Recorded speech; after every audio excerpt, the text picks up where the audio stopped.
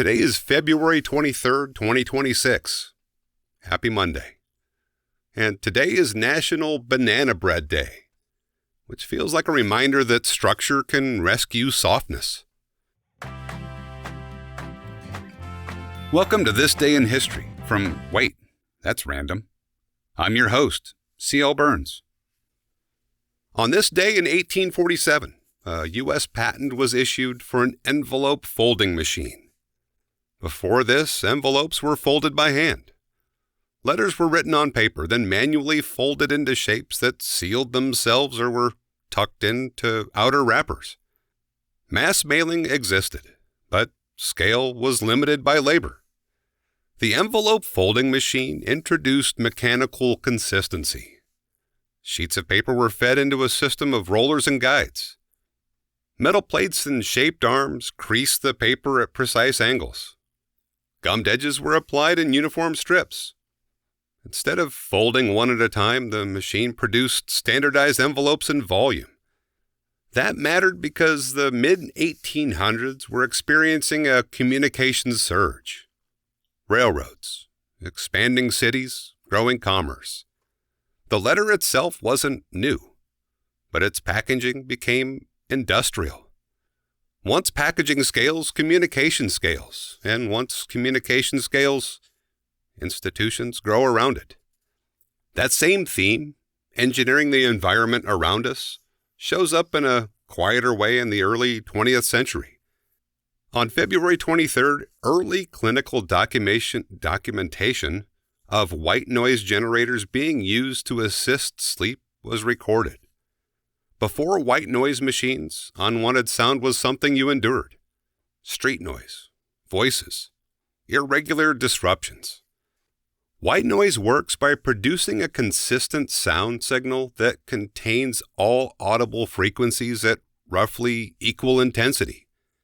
Instead of eliminating noise, it masks it. The brain detects changes in sound more easily than steady sound. A consistent frequency becomes background. Irregular noises are less noticeable against it. Mechanically, white noise devices generate random electrical signals that are converted into sound through speakers. The result is a steady hiss-like output. It doesn't create silence, it creates uniformity. Sleep becomes engineered. Comfort becomes adjustable. And once environment can be tuned, expectations shift, which leads to another environmental adjustment later in the 20th century. In 1955, one of the earliest mass-distributed television remote control prototypes was publicly demonstrated. Before remote controls, television required physical interaction. You stood up, walked to the set, turned the dial. Channels were limited. Selection was slower. Viewing was more intentional. The remote changed the mechanism of interaction. Early remotes used ultrasonic signals, high-frequency sound pulses emitted when buttons were pressed. Inside the television, a receiver detected specific frequencies. Each frequency triggered a different mechanical relay. Channel up, channel down, volume.